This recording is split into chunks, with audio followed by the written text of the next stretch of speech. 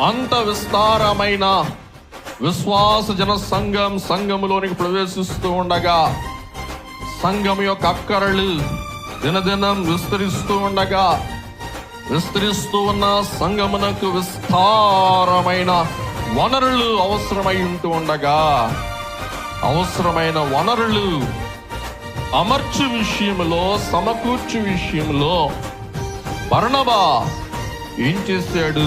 అపోస్తుల కార్యములు 4:36-37. కుప్రాలో పుట్టిన లేవీయుడకు యోసేపు అను ఒకడుండెను. ఇతనికి అపోస్తలులు హెచ్చరిక పుత్రుడు అని అర్థమిచ్చు బర్నబా అను పేరు పుట్టియుండిరి.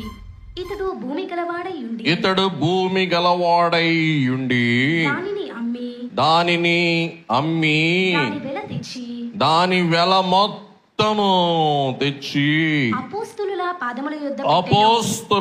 పాదముల యొద్ద పెట్టెను. ఈ బర్నబా భూమి ఉన్న ఆసామి, ధనవంతుడు. ఈ బర్నబా గొప్పవాడు.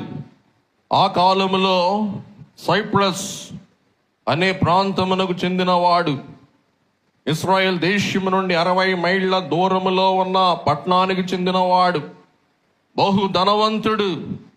తన ధనమంతా కూడా ఏం చేశాడంటండి?